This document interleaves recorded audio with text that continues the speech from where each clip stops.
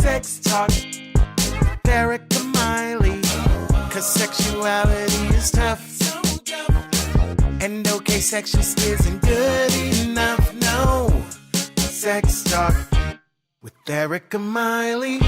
Hello, everyone, and welcome to Sex Talk with Erika Miley. Erika Miley here, and I am joined by, I would say, one of my top 10 favorite people in the world. And it's Doctor now, Dr. Jaime Kennedy. Unless you kept your last name. And the audience is going to understand this and hear in just a second why I don't know this.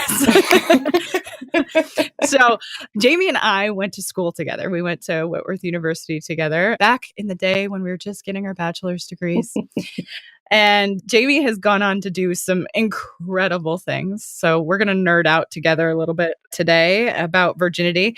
But Jamie, go ahead and talk about you and how do you want me to address you these days? Can I call you Dr. Jamie? Like, is that better? I love that. Yeah, I didn't spend all those years getting that degree for nothing. So feel free to use the title. Dr. Jamie is just fine. Jamie is also just fine. All of those work. So tell the audience a little bit about what you did your dissertation on, because that's what the focus of our time together today is. Sure. So I did my dissertation on the rhetoric of virginity in the contemporary United States, which is a big topic. So in order not to write a 30-chapter book that no one would ever read, I narrowed it down a little bit.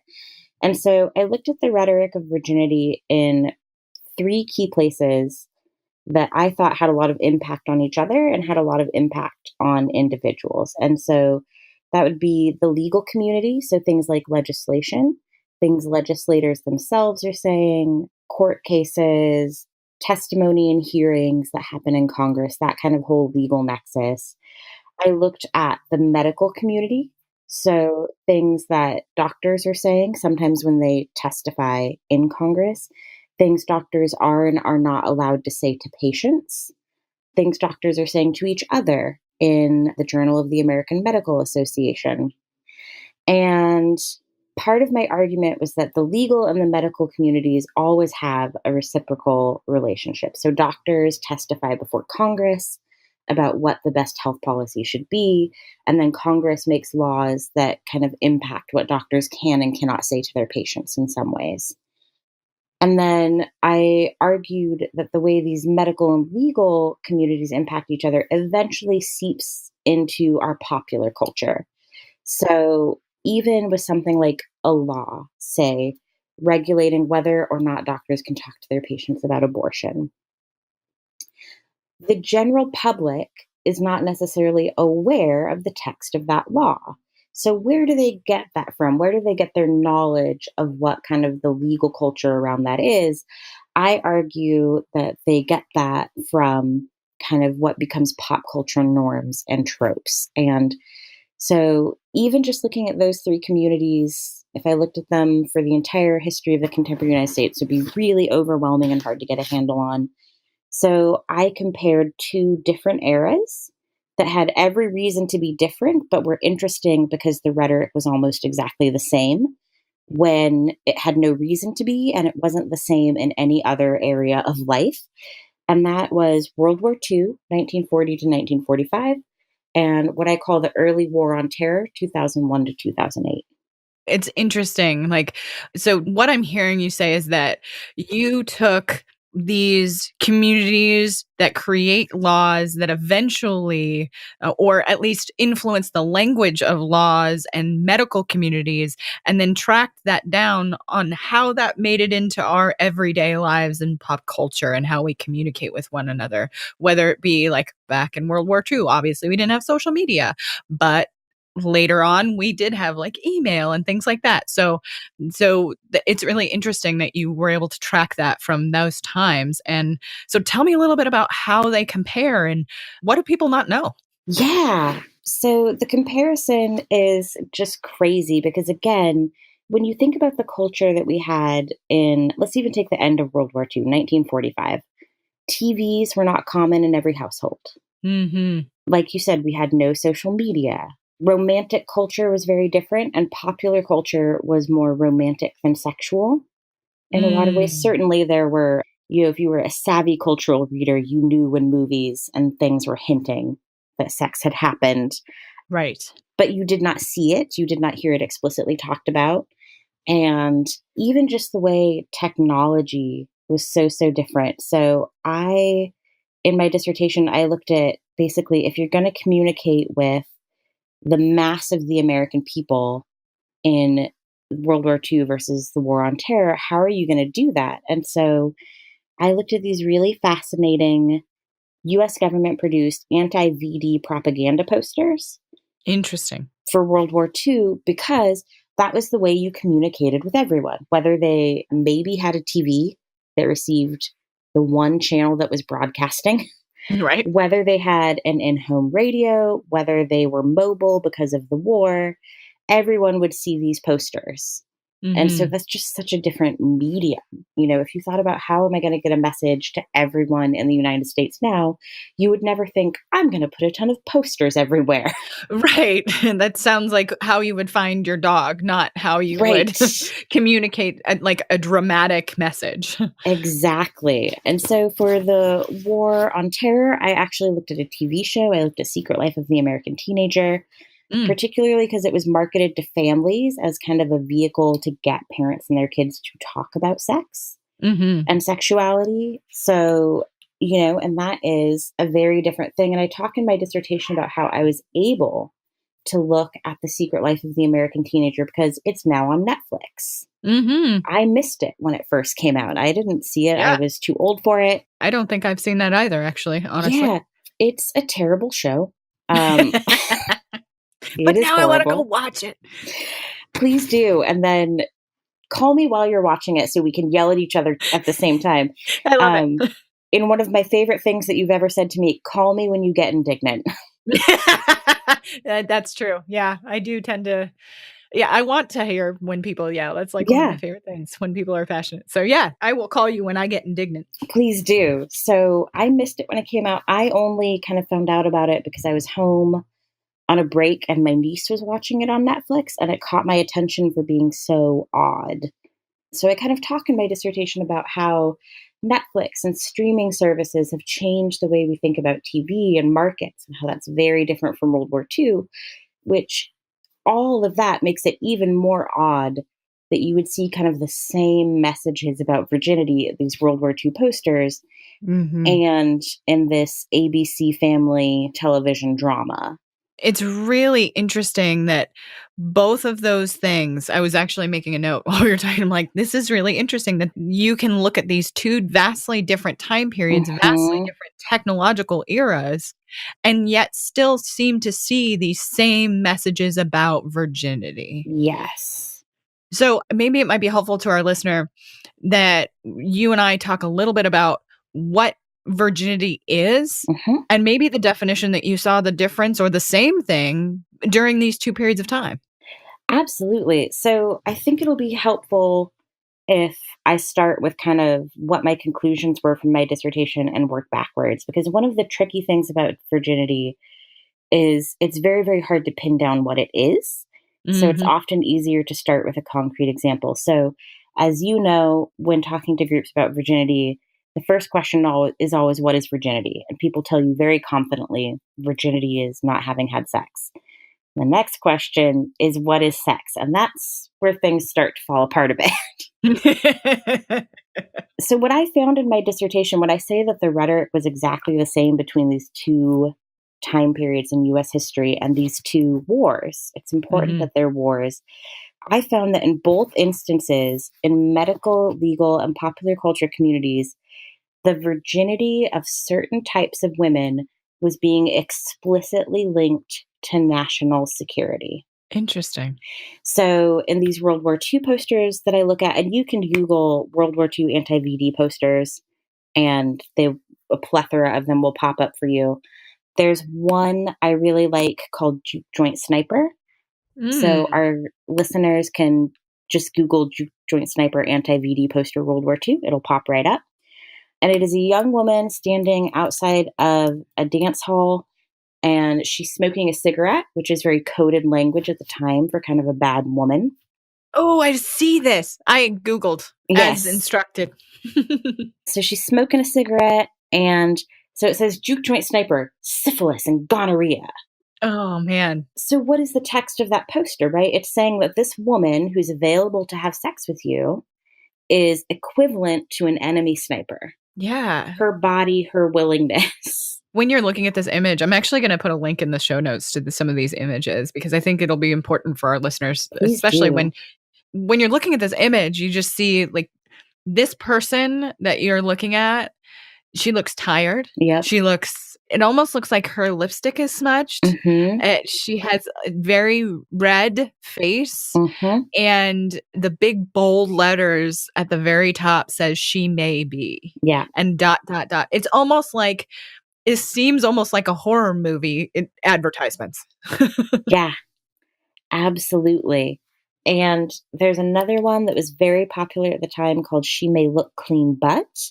Oh, yes, I see that one too. Yeah, and it pictures just this girl who looks kind of like your everyday girl next door, and her face is looming over three male figures, one in an army uniform, one in a navy uniform, and one in a business suit.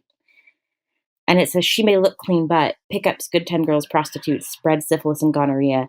And then possibly my favorite single line of text ever, you can't beat the Axis if you get VD. Oh my God. So, You can't. So, like, you can't beat the axis of evil, I imagine. Yes. Just, oh, that man. is what it means. I have another poster. It's a little harder to find, but it says prophylaxis in big block letters. And then the Phil, the PHYL, is dashed out so that it says pro-axis. Because if you don't use prophylaxis, you're by default pro-axis because you can't beat the axis if you get VD. And so there's just, these posters are amazing and kind of fascinating. But the image that you see over and over again are these women, and the implication is these women are willing to have sex with you. And because they're willing to have sex with you, they're dangerous and they're diseased and they're a threat to your health and they're a threat to national security. So, as you know, I have a background in math, and so I tend to think of things as kind of like proof arguments. So, if that's sort of the positive argument, someone who wants to have sex with you is dangerous, the contrapositive of that argument is the only safe person to have sex with is someone who doesn't want to have sex with you. That is the implied contrapositive of that argument. A little bit of trivia for our listeners. They can see a collection of these posters if they go to the National Library of Medicine's website. So the National Library of Medicine has a visual, culture, and public health posters. And under the rubric of infectious diseases, they focus on venereal disease. And there's a collection of kind of the biggest hits of these anti-VD posters. Just as a little piece of trivia, because I think it's easy to think, oh, well, that was World War II. We know better now. So if you go to the National Library of Medicine's website that contains these posters, which I will send to you as a link, so you can add and I it. will make sure you all can find it. What you see a lot of VD posters, 5 of them, I think, with women as the focus of the image. So there's the juke joint sniper, there's the she may look clean but, the she may be, and a couple of extras. But they all feature women as the visual center of the poster. And they all have this equivalence that this woman's body is dangerous as an enemy sniper, or, it's a threat to you and to national security. What's interesting about that is in my research, I looked up lots of VD posters, and it's important to understand the government paid tons and tons of money for these VD posters, and there were hundreds of them produced, and they were put everywhere. One Office of War Information official referred to them as live ammunition in the fight against the Axis. That's how important they thought of these posters. Just as important as bullets, and a fight in mind for the hearts of the American people is the language they used. So they made hundreds, literally hundreds of these posters. So in my research, I actually just sat down and counted one day how many of these posters featured men as the center of the image, as the kind of protagonist of the image, if you will, and how many featured women. And Erika, it was a ratio of almost 10-1. Men were featured pretty much almost 10-1. And so it's interesting that the National Library of Medicine, in choosing posters to talk about this, chose only the posters with women as the visual center and not the literal dozens of posters featuring men. So, if you doubt that misogyny is alive and well today, which no one listening this week will, even kind of that subtle choice about what makes it into the archive reinforces this idea of, women being more dangerous. And so in the War on Terror, October 2001, if you can remember 2001 and October and what national security concerns the United States might have had in October 2001, I also found a representative on the floor of the House arguing over the budget bill. Abstinence-only education had already been fully funded to the tune of about $20 million. And representative from Oklahoma had introduced an amendment to fund it by another $20,000. So he basically wanted to double the budget. So they're going back and forth and they're kind of arguing over this bill. The Democrats are largely against it. The Republicans are largely for it. And one of the Republicans who's arguing from this bill says explicitly, from a national security standpoint, I don't know of anything more important than abstinence-only education. Which is nutter butter. It is breathtaking. And what's interesting, too, is the Democrats who are arguing against this aren't really arguing against the idea of abstinence. They're fine with that. They're just saying, maybe we should spend $20 million on something else right now. Yes. It's really interesting to me, and just for our listeners' sake, so that they understand. And I know that I've said this in previous episodes, and I think it's actually my first episode, if listeners want to go back and listen to it, that we have hundreds of studies that show that abstinence-only sex education does not work. So this is not a political issue. We know from science that it does not work. Yet here you're giving an example of where this has been made political, and abstinence and keeping people clean and kind of that version of what they think is going to help does not work at all. And they wanted, when we were at war, well, we're still at war, but like when that war began, they wanted to focus on funding for something that we know does not work. And we knew then as well. 100%. And I would add, in addition to all of that, that when you say, I want to spend $20 million on abstinence-only education because abstinence is important for national security, that itself is a particular kind of interesting thought pattern. But it sounds on the surface like it's gender neutral. Oh, everyone can be abstinent. But it is the furthest thing from that. So when you read the abstinence-only curricula, and I have, but if you don't trust me, there's other people. We have studies on this who go through and code the language. It is very, very, very focused on women.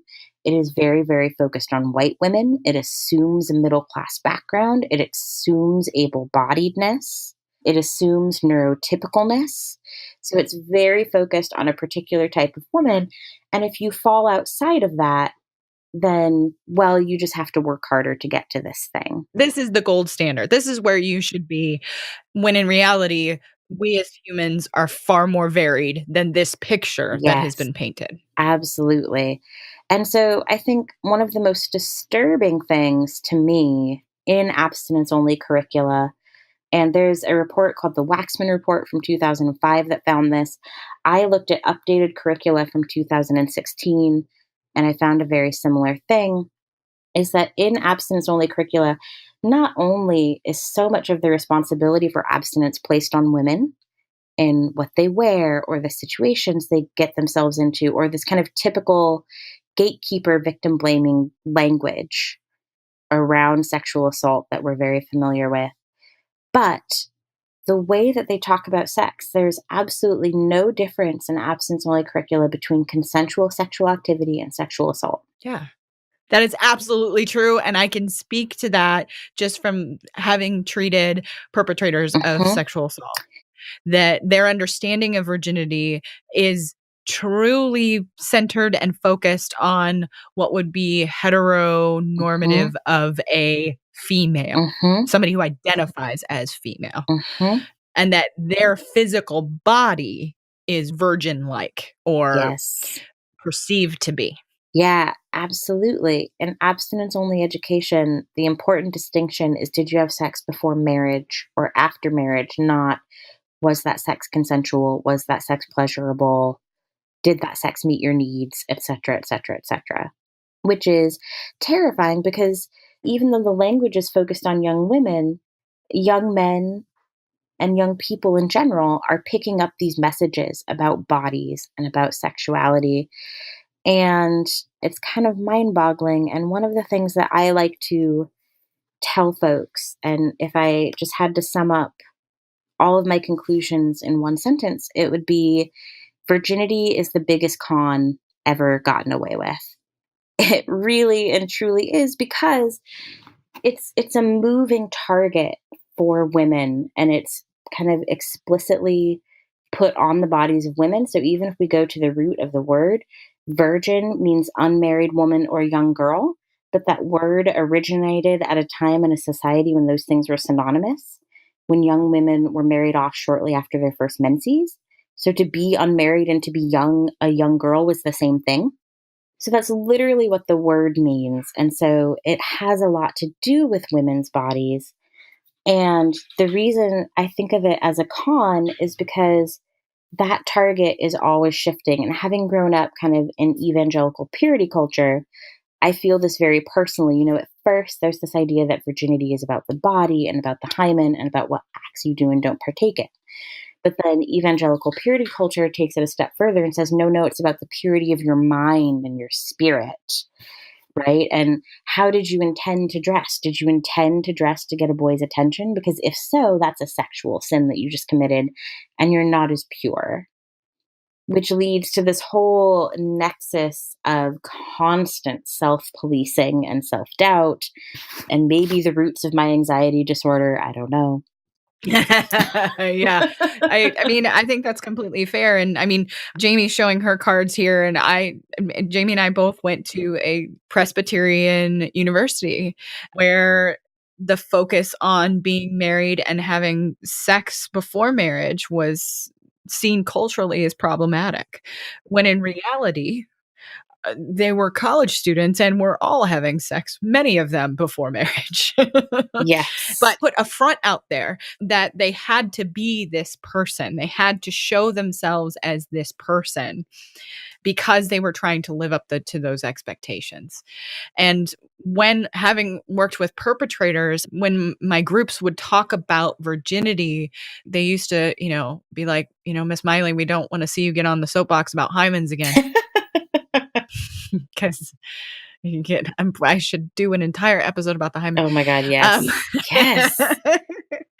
but many of them, they went to prison during a period of time when they actually and they still, some states that still do this, that do hymen examinations for proof of sexual assault, which is horse shit. I'm saying it right now. Everybody needs to hear it. It doesn't work that way. Hymens don't work that way.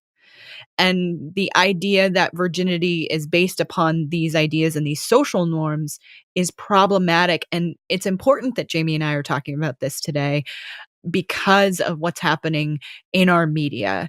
The importance placed on the responsibility of the victim for something, that harm that was done to them, Mm, is atrocious. absolutely. We need to look at sexuality and how we teach our children about their bodies and the health of those bodies in a very different way. They are doing it in other countries. and doing it well in other countries. Yes. The Dutch have it nailed. Yep. But I think it's really important. I do want you to talk a little bit before I get off. I will jump on this bandwagon and just take it down the I road. love it. I do want you to talk a little bit about the comparison some more of World War II and that period of time during like Secrets of the American Teenager. Like, Mm-hmm. what did you see during that time that was so similar to World War II? So much, and so much getting at kind of what virginity is. So in addition to being a con, part of why it's a con is because the purpose of virginity has been intentionally and consistently and thoroughly misrepresented. So a lot of people experience, and this can come from a religious background, but it doesn't have to, that your virginity is in some way a measure, particularly if you're a woman, on kind of like your internal strength or your willpower to resist sex until a certain time, which somehow, in some unidentifiable way, makes you a better person. This sounds like how they do car insurance rates. Yeah, very much. Honestly, like you turn 25 and you get that magic like driving ability. Yes. Yeah, that's not wrong. I remember I was committed to remaining a virgin for marriage until very late in my adulthood. I had a friend who was similarly committed, who was the same age. And we both often talked about, like, we can only keep this up until 30. Like, if the Lord does not see fit to have us married and fucking by 30, all bets are off. Like, this is just, we're done. We're out. That's quite enough. Indeed. So yeah, it is very similar to, you hit that magic age range. And so yeah, it's often been related to like women's strength of character or willpower. Virginity has very, very little to do with women. And that's one of the things that I found consistently in World War II and then the War on Terror. And when I say it has little to do with women, I mean women as people. It has a lot to do with women's bodies, but it is a patriarchal masculinist construct. And so the essence of virginity is it serves an economic function. And so we see this in different cultures all over the world when they start to have patrilineal descent specifically. That is when virginity becomes important. So patrilineal is, thank you, of course, when property passes from father to son. Exactly. So, an excellent example, right? In our current culture of this, you can actually jump on Hulu and watch the Hulu original Harlots. You can see this, and you can see what happens when they're actually selling off a young girl's virginity. And you can see that the virginity itself has a dollar amount. Yes. So continue. I interrupted you. No, I'm so glad you brought up that example because it's important. So virginity tends to become important historically when we start to look at descent through the male line and inheritance through the male line. And the reason it's important is because the only way to ensure that your son gets your property is to make sure that that woman has never had sex with someone else. So we also see virginity before marriage and chastity within marriage become important when we see a rise of patrilineal descent in a given culture. And so what this does, right, is it takes a complex human person, a woman, and it turns them into a wealth transferring mechanism for men. And so I was talking with you a little bit before the podcast about the origins of the word rape in the Latin raptus, which was a category of property crime. So if you've ever heard the phrase to rape and pillage, those were not originally separate things. What that meant was invaders are going to land and they're going to take all your stuff. Those were both types of property crime. And so we have in English common law, which the US kind of wholesale imported, we have this kind of interesting system where rape was considered a property crime done to the men who stood to gain from a woman's sexual value. So the rape of someone who was already a mother was considered very low. That woman had very little value left. She'd already served her function of creating a son for the father to pass his wealth to. In contrast, the rape of a virgin was the most severe type of property crime because you had deprived the man that owned her, be that brother, father, husband, whatever, of all of her potential value in being a wealth transferring mechanism for you. Right. So like vaginas and hymens as a 401k plan. Yes. That's what we're talking about. That is a great way to put it. So, from that, I think comes this idea that virginity and that the hymen has this economic value because it's about a rare and exclusive type of property. Like there's some flowers that bloom like under only special conditions, like, once every 10 years under a full moon or some shit. And people lose their fucking minds going on tourism for these flowers because it's fleeting and it's rare. And so in a world where women are basically a property transfer mechanism, the hymen represents a fleeting, rare culmination. That's the maximum value that thing, and I use that language very specifically here, will ever have. And so people want to bid to get the thing. Yeah, and actually, you see that actually happened in Harlots. They show that practice. They show all of that and what that looks like. So if the listeners out there want to see like a dramatization of something like that, they do that. And it is a hard thing to watch.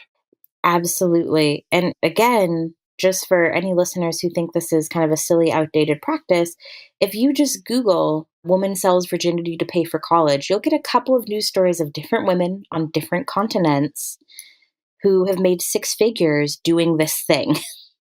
So it's not as common, but it is also not eradicated by any means. And there are people in this world who still, again, to reference my previous work with people who've committed sexual assault, there are people in this world that have that specific arousal to the virgin, the young female virgin that no one else has touched, and that this person is going to teach them the ropes. That arousal is a very specific one and actually fairly, I saw in some of the sexual assault perpetrators that I worked with, very common. Absolutely. And I think I'm thinking of Hannah Blank's book here, Virgins: An Untouched History. It's a very good book.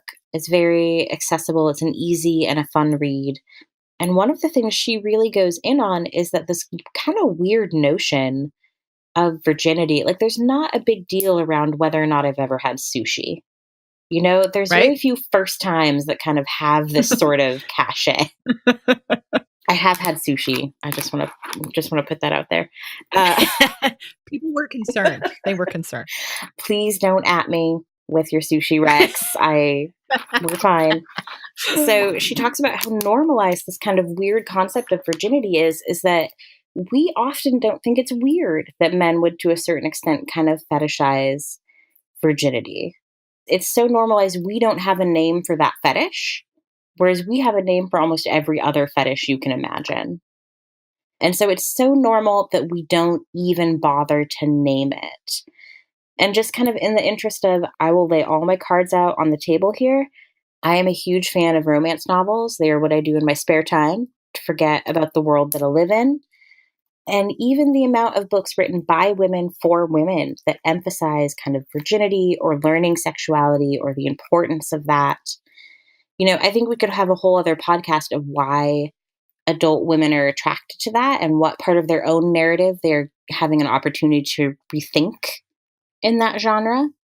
But again, that idea is just so normalized in our culture that like 90% of the romance novels I read are, the plot is kind of like virgin becoming not virgin, getting married, having a baby. Mm-hmm. Or you must resist. Or you must resist. And that's weird. Like, why does no one want to read about people that have had great sexual lives and have just decided to try something new? Right. And that they want all of these things. Right. And that they do want to engage in pleasure. That they do want to have fun with their sexual partner. All of that is fun. Fun and consent can be sexy. Absolutely. So I think that's a really good place to end. Fun and consent is so sexy. And I want my listeners to be able to find you in the world, Dr. Jaime. How do they find you? So it depends on what they're looking for. They can certainly find me on Twitter at Jameline. They'll know me right away because it says Dr. Jaime. If they're a little more interested in my research, there's 2 places they can check out. I've written a couple of pieces based on my research for the Ms. Magazine blog. Wonderful, wonderful organization. Love to work with them. They're always publishing cool stuff, so I would check them out frequently. But if you happen to be interested in the stuff I have written for them, I've written a piece on the Duggars and I've written a piece on Mike Pence. So you can search my name or you can search those keywords and they should pop up. The other place you can kind of find out more about my research is at my personal website, which is Huffluck. So that's HOUGHLUCK.com. I haven't posted there in a while, but if you go to the About page, there will be my research and there's a couple links to other things I've written. And most recently, since I did finish up that Ph.D., I made every mistake you could possibly make in getting a Ph.D. I did all of it wrong, all of it.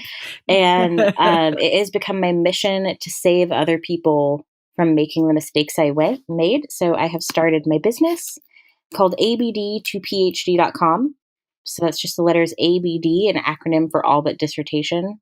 The number 2, phd.com. And that is where I tell everybody what I did wrong and tell you how not to do it. So for the month of October, we are focusing on how to write a first draft of a dissertation. In past months, we focused on what you need to do to get through your prelim exams. We focused on how to balance teaching with writing. We focused on how important taking time out for self-care is for PhD students, but that really transfers to anyone in kind of the intense creative fields. Amen. Amen. Hallelujah. So you can also find me there. Those are kind of the places where I am at the moment. Fantastic. And I will make sure all the things are in the show notes. So when you are looking and want an easy way to find Dr. Jaime, you will be able to find her there. And folks, thank you for listening today. And I'm so glad y'all are here. This is a long one, but Jaime and I could go for and days. Go. Days and We'd be here. And we have for days. So true. So thank you, Dr. Jaime, for coming on the show. And listeners, we will see you next time. Thanks for listening, folks. Please rate and review on iTunes. That helps this podcast get found. If you leave a 5-star review, let me know about it on any social media, and I'll shout you out on the podcast. You can find my website at erikamiley.com. You can find me on Facebook, the Gram, and Twitter. See y'all next time.